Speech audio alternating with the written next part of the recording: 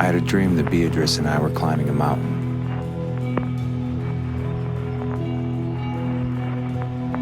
We came close to the top.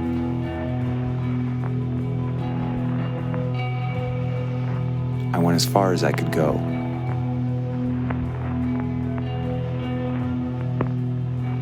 It was no longer mountain, only sky. I was intoxicated, soaring.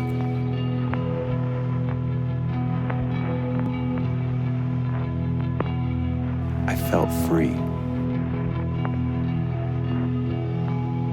Beatrice was coming behind me, and she was struggling. I offered her my hand, but she refused to take it. She insisted she would make it herself, but she fell. I watched her fall out of sight.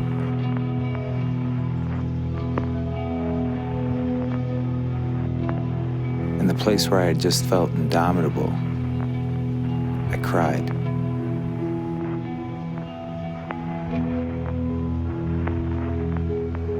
There was no place to turn,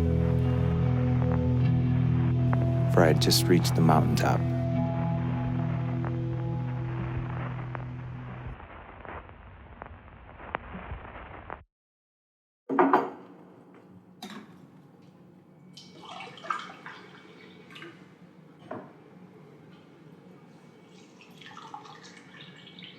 So, Adam, what have you been doing with yourself, man?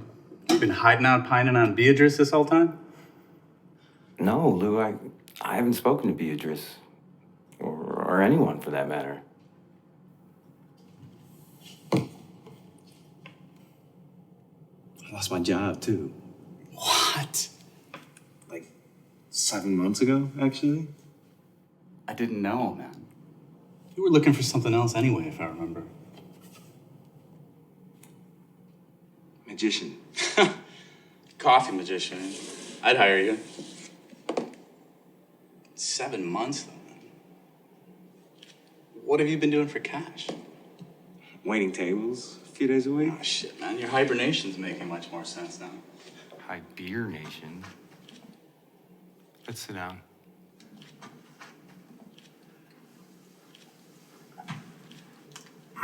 But you've been working on something, though, right? Yeah, but I haven't really written much. But every once in a while, I read those stories that we used to exchange on email. Yeah, man. You know, sometimes I think about that fairy tale that we wrote. You know, the one how the beds are storybooks that people sleep in? Yeah. I was just reading that yesterday. The one where people go to sleep in the pages and they wake up and walk around all day as the story itself. Yeah, man. You know, we should have done something with that. Well, speaking of Beatrice, I got an email from her. Shit. I've been trying to get a hold of her for months, and I guess we're gonna meet. Is that a good thing? Yeah. Was she still in school? Yeah, on her dissertation now.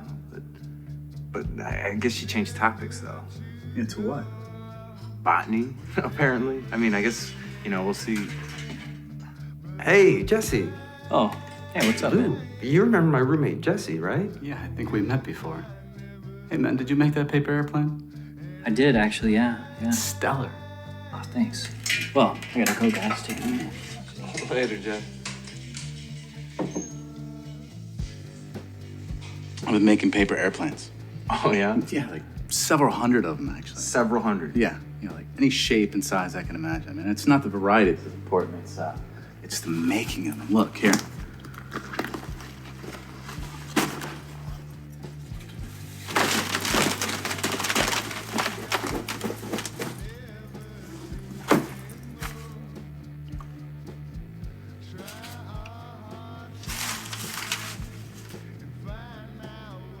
Lou, how did this happen?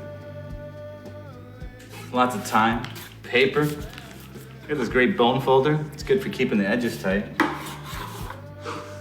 Yeah, Lou, but How?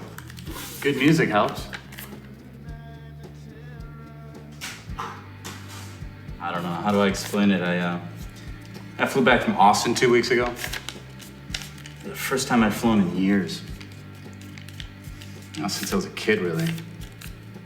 You went to see Jamie? Yeah. Wow.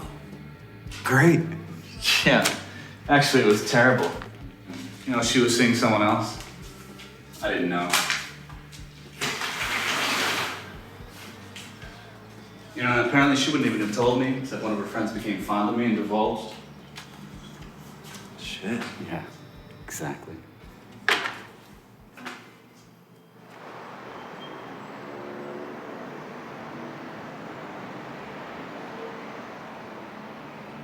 Yeah, I left straight away. Caught an early flight.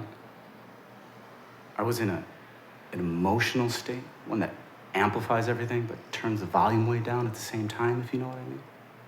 I think so. You know, the plane flew into this storm. It started shaking violently. Just jolted me into the moment. Just riveted me there. Given the state I was already in, you know, I thought we were gonna die. It seemed like the logical progression at the time, right? In this intensified state, something happened. What happened? I was sitting by the window. It was in the day. And we were in 1,000,000 miles of sky. But I couldn't see a thing. And all of a sudden, the plane flew into this clearing. And the sky changed. Just like that.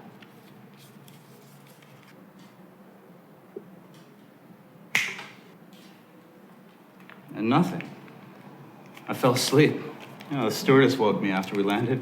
Everybody was already off the plane. And then what? Went home. Yeah, Lou, but how does that lead to this? It was a modern airplane in a storm, thousands of feet in the air. At such a time in my life that the weather changed. And the simplicity struck me. I just couldn't shake that feeling. And a couple days later, I saw this child throwing paper airplanes. And I felt the same way. I just started making them over and over again. I haven't stopped since.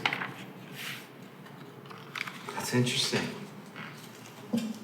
I mean, I don't understand it at all, but it's interesting. You know, it was on a plane that Beatrice and I began speaking.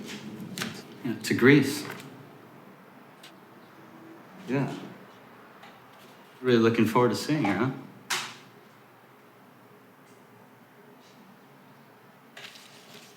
How's Carla?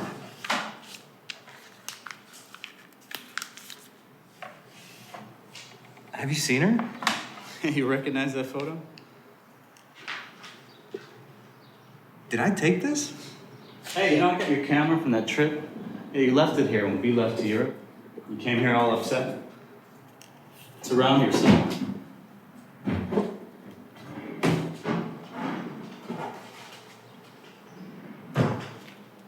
Man, I completely forgot about this. I never used to see you without it.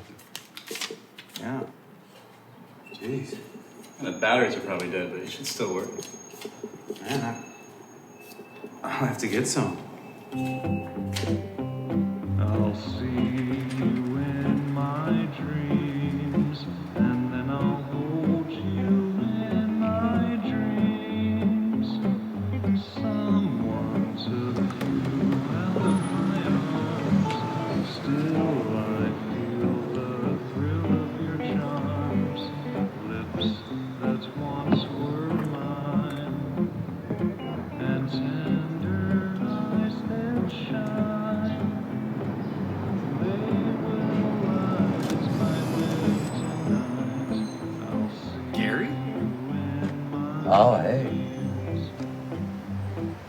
man, I didn't know you were washing windows now. Why would you? That's funny. I was just on my way to see Carla. Oh, yeah? If you're done, maybe we could walk together? Yeah, sure, that sounds all right, yeah.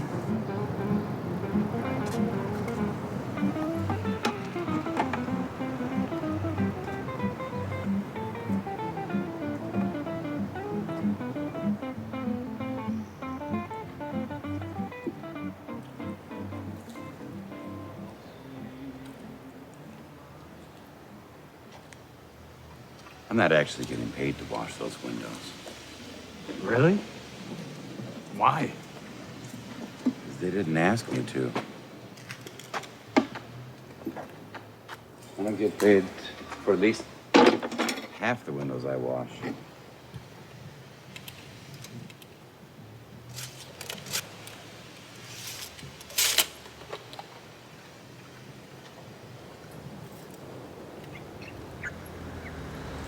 No one paid me in the beginning, so I consider myself lucky.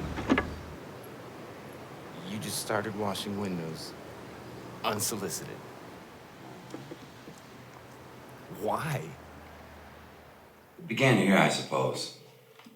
My father had gotten sick, and I stopped working to help him. What did you do? Hey, I noticed your camera there. You take photos? Oh, not really. I used to do photography, still in motion. Yeah. Okay. That's nice. Yeah, it's not nice. Yeah. Before I went to my father's, I started every day right here. I love this street. It's a vision in the morning. If you look, you can still see the street sleeping. Sleeping? Yeah. It's like you're an art student, and a model comes to your class to pose for you. There's no other students there, only you, painting her in silence.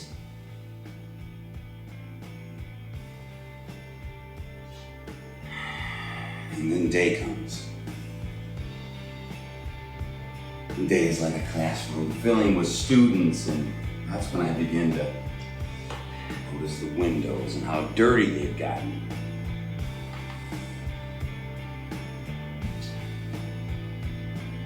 Each street baits me in. And I begin washing them.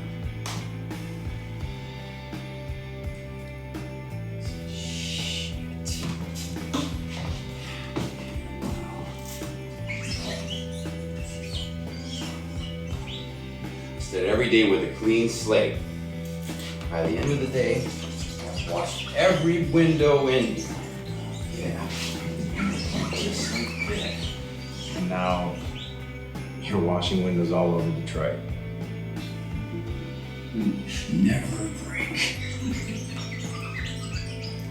Yeah.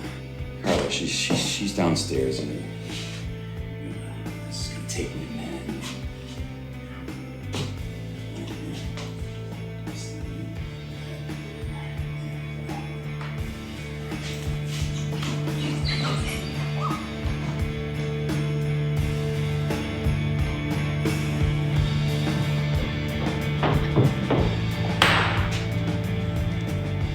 Carla! What are you doing? What do you see? Yeah, I see what you're doing, but it in no way explains what you're doing. Uh-huh. An explanation is nice, isn't it? Makes us feel that things can be wrapped up neatly. The question is the problem. Okay, Carla. Okay, so then, what's the question? The Big Bang, Adam. You see, this is the Big Bang. This is where we are now. Earth, 2010. Are you watching? Big Bang. Earth, 2010. All this space here is a question. Shit. A hurricane of shit, Adam. How we emerged from chaos and violence to this. Earth, 2010, with trees turning our carbon dioxide into oxygen. eBay. Romeo and Juliet. Romeo and Juliet. Here's the point. Did the makers of Big Bang think that it would all end in love? Has it? The night sky. It's also a result of the Big Bang, right? Right. Did the makers of Big Bang imagine astrology? Did they imagine a person bending under the weight of love to look upon that sky for answers? I couldn't begin to say, Carla. It's bullshit. Isn't it? Yeah. No. Yes. The night sky is the litter of an accident. And we, humans, look upon it for answers about love. Of all things.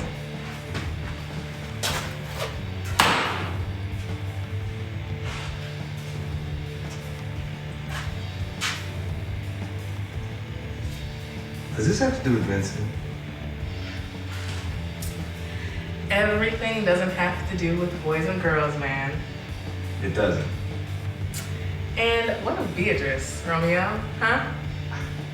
I'm meeting her. In a couple hours, actually.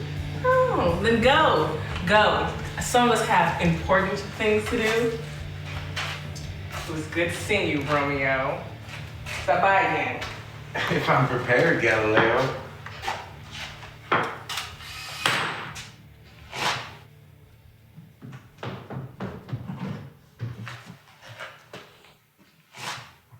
Damn it, Carla, tell your friends when they come to this house to wipe their feet off.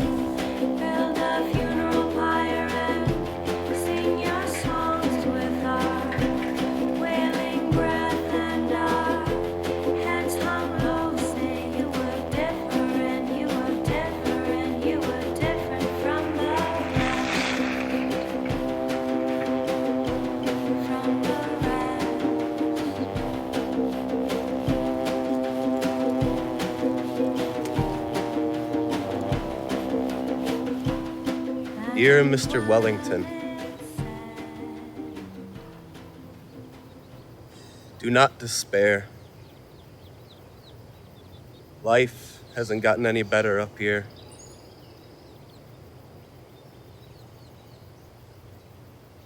The sun, it still rises, but succumbs again tonight. Now I'm awake, but again I'll fall asleep. Mr. Wellington, take comfort in your position. Though you lie still and cannot move, you are embraced by something that lasts. I here am not. I am subject to the transient. Life is a flash in the pan. Death is the eternal. Between you and I, it is you who are lucky.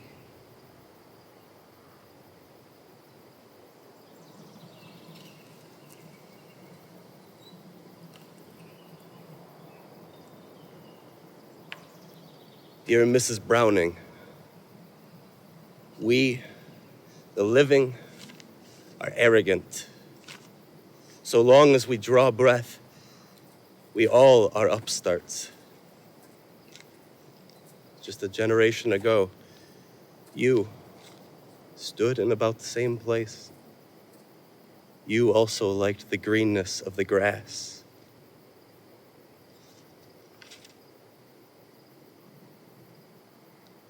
What am I but redundant? Meaningless?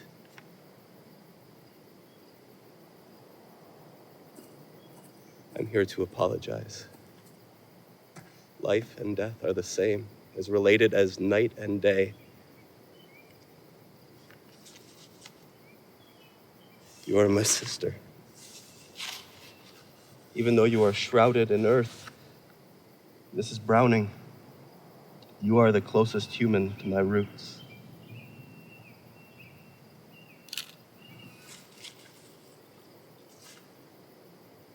Hey, stranger.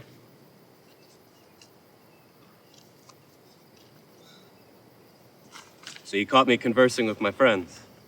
Oh, I'm sorry. I was just riding, was trying to kill some time, and... Did you know them, then? Well, not personally. They're all a bit like my friends. When you enter into death, you enter into an undifferentiating community. No money or status there. Nothing to give people self-importance.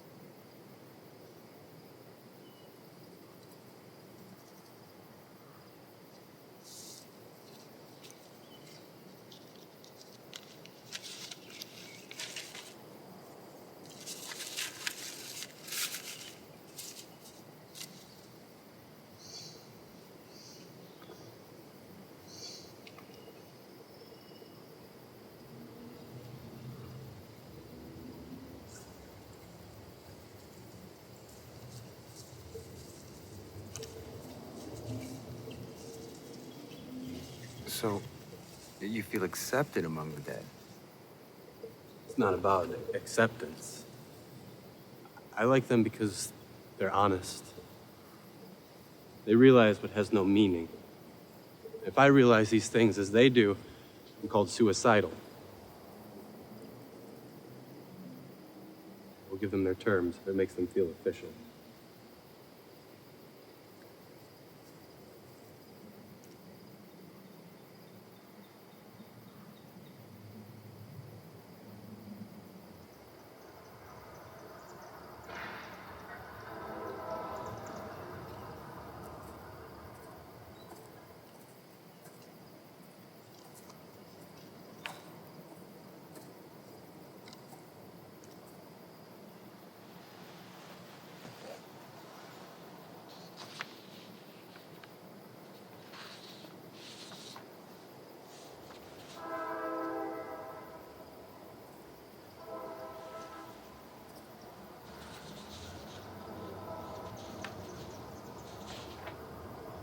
Are you keeping record? Well, I've written one per deceased, so that leaves some 1,900 to go. Jesus. Yeah, well, maybe if one of these rouses the dead from their sleep. I'm Aiden. I'm sorry. I'm Adam. Well, you're gonna want to bite at one of these then. Now look, isn't it funny how the cemetery, the place for the dead, is made up to look like the Garden of Eden? Well, then look out there. Look how it is in the land of the living.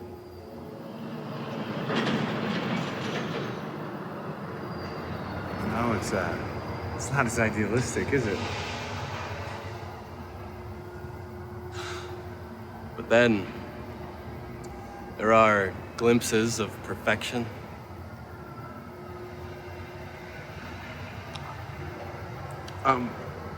I'm sorry. I'm supposed to meet somebody now. But it was nice talking to you, Aiden. Okay, be careful. It's unidealistic out there. All right. Don't forget one of these. Now get out of my garden.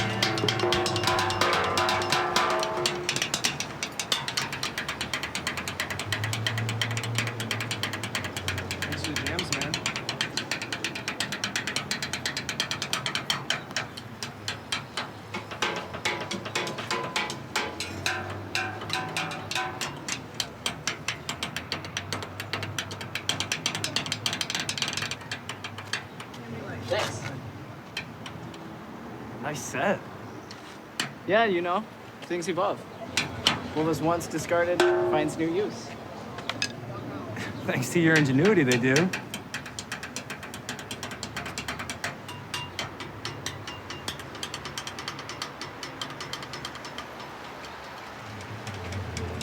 How are you today? Good, how are you? Good. Thank you for your Just a beer for now? Yeah, somebody else will be joining me in a minute. Absolutely.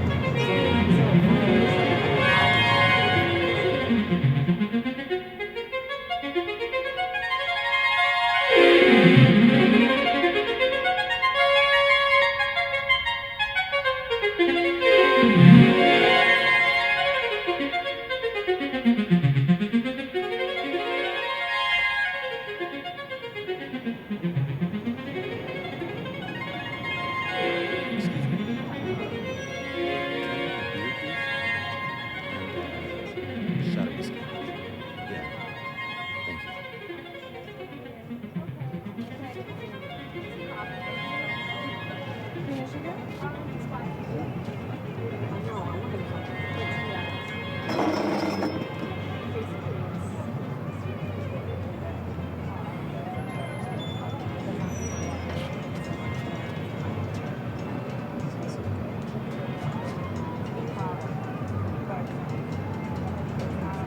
Thank you.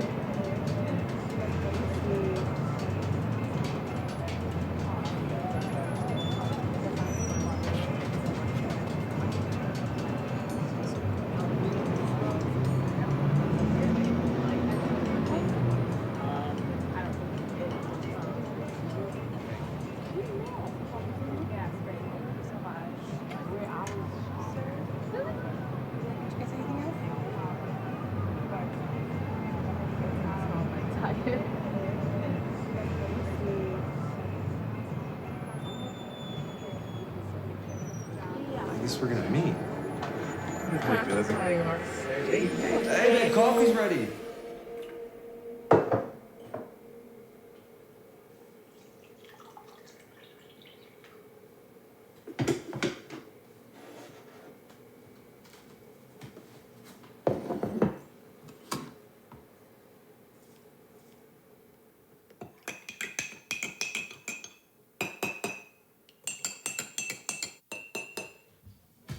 Oh, there you are. What the fuck? How'd you get all dirty? I told you, I'm doing botany now. Botany? Yeah, in the email?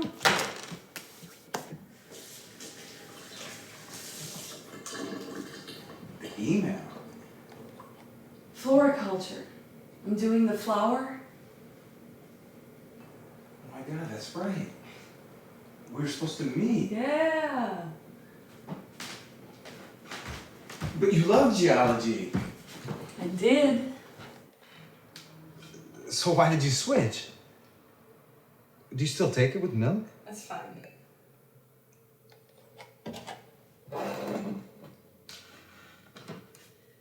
They're connected for me.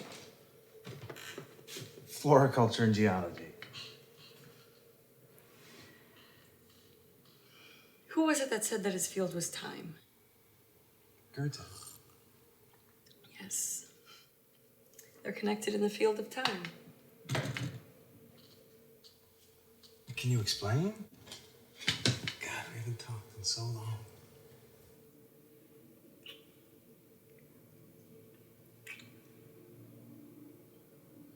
I know.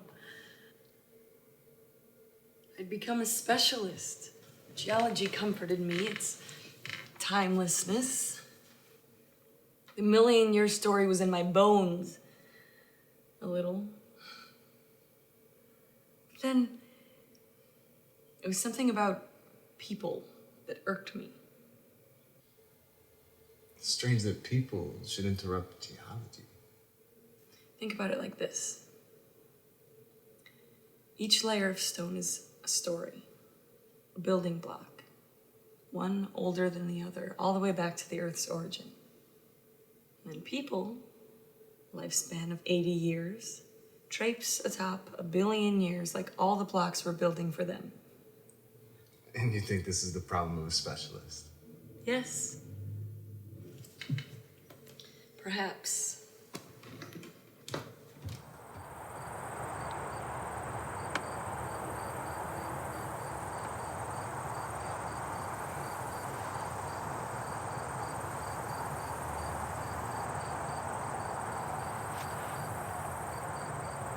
Do you remember the subway in Athens?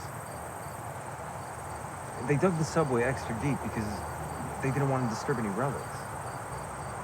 Yes.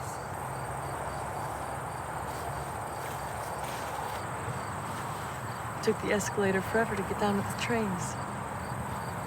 They dug deeper, but they uncovered relics anyways. The foundations of ancient cities. I remember. Their history went deeper than the engineers supposed. There they sat, 3,500 years old, behind glass, right across from the modern subway cars. You pointed out how the ruins of newer cities are built on top of the ruins of ancient cities. Literally. The buildings from the Mycenaean age use the stone foundations from the Minoan age. They're just like, oh, these'll do. I know. And you compared the layers of city with the layers of stone. When it's time to build, what's new takes no caution with the old. That's it. The heedlessness. I can't stand it.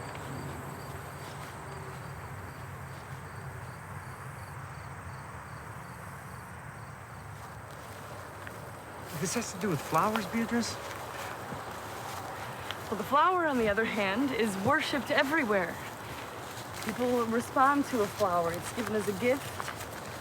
It symbolizes the most beautiful emotions.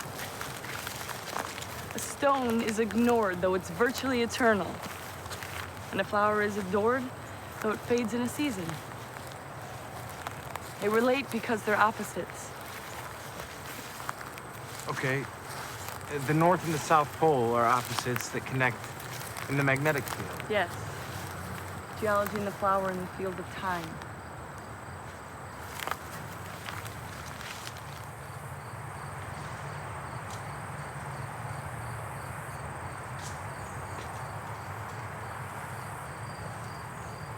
So I began to cultivate the flower.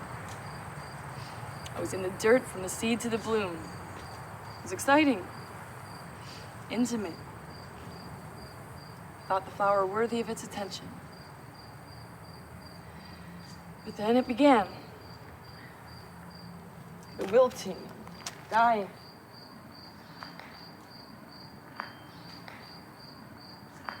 I shouldn't have been, but I was shocked.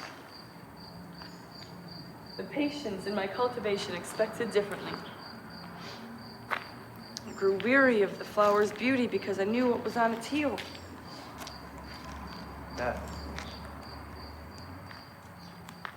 One day at the greenhouse, something snapped.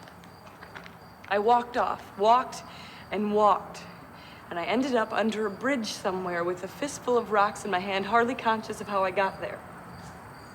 Jeez. There was one unordinary stone among them. Yeah? Yeah.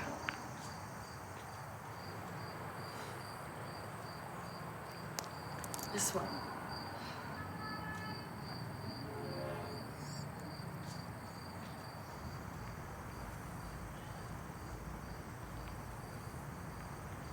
I remember this. Since then, almost every day has ended like this. It's like a dream. It is.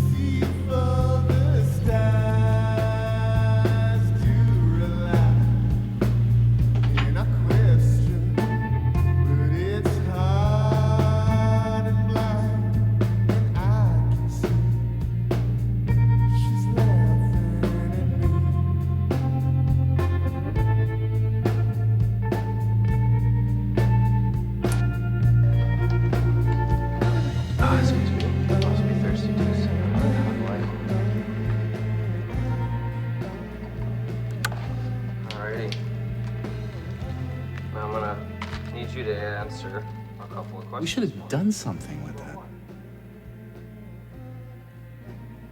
I'm not actually getting paid to wash those windows. The Big Bang, Adam. So you caught me conversing with my friends. What was once discarded finds new use. You know the one how the beds are storybooks that people sleep in? I consider myself lucky. The question is the problem. I like them because they're honest. Things evolve. You take photos? Several hundred of them. Still in motion. It's a litter of an accident. Be careful, it's unidealistic out there. It's the making of it. Look, Every day don't forget one of these. Beatrice, Romeo. that's the first time I've flown in years. A hurricane. It's like you were not. And the sky changed, just like we should have done something with that.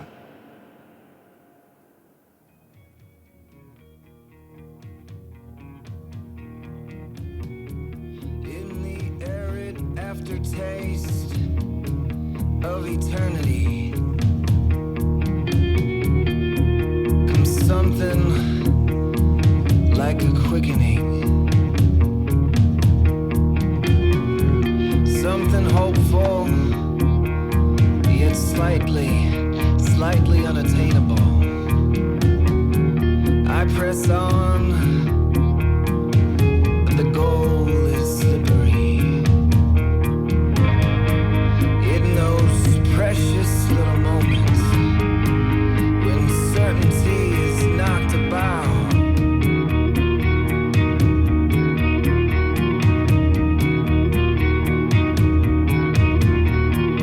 I am perpetually underachieving out of some pride or pity that I am who I think I am, all I am.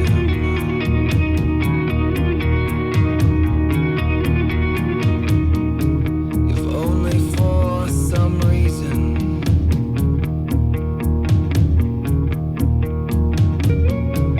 my life had purpose, a special meaning, the slightest significance to someone dear. Then I would know, then I could go. But in those precious moments when certainty is knocked about,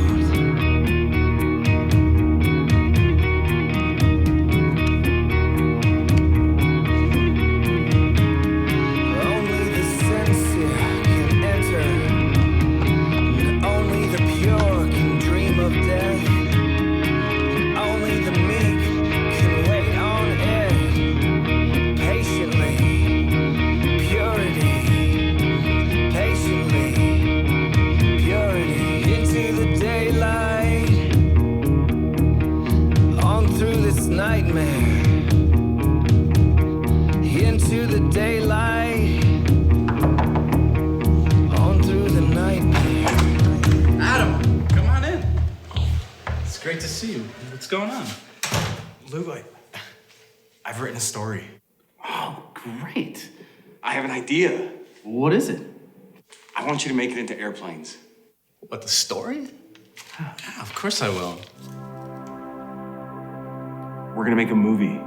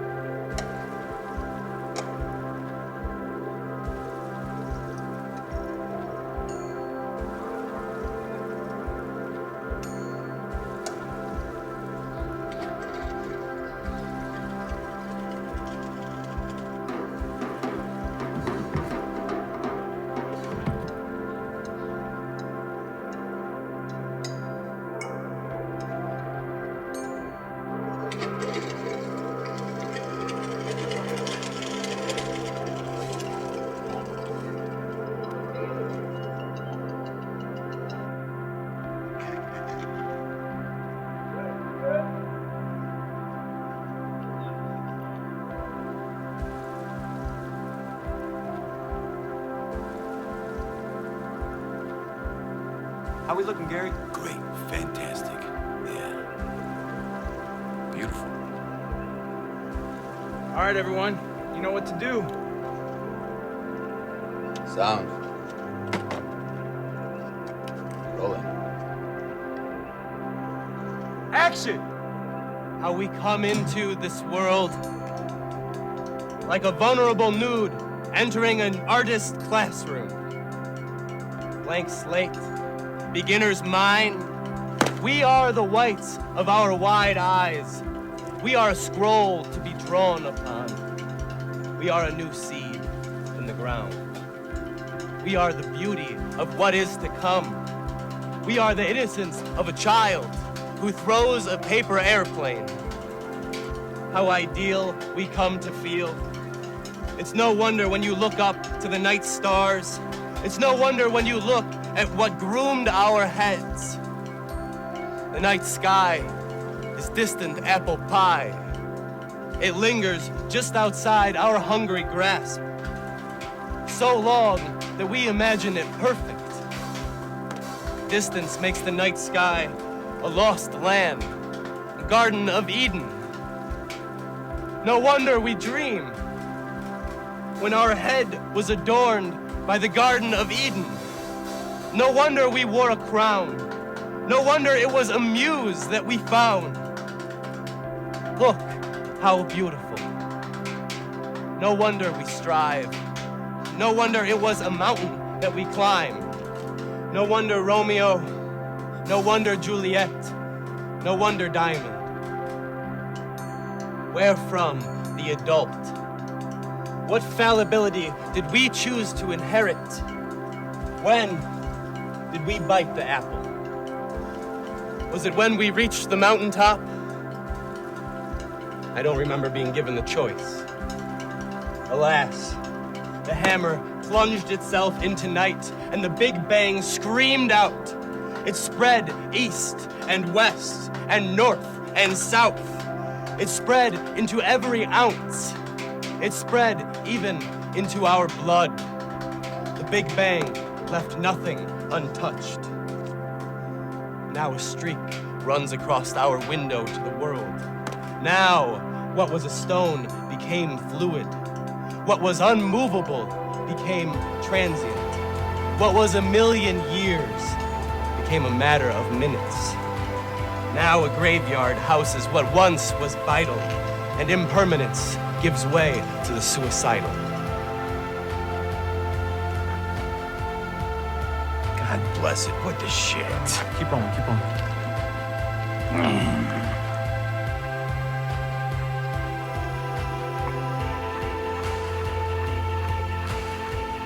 Trouble changed the nature of things. Now our bed is a storybook that we awake from. Now a story is written on us. Now time is our field. Now time is evolution. Now we have ruins. Now we have a flower to express the best of our moments. An explosion of beauty that blooms when the sun appears, that dies in the season. You see that, Gary? I think this is what a miracle's supposed to be. Brace you before the blow of the bloom. Brace you before the riveting moment shakes you of your possessions.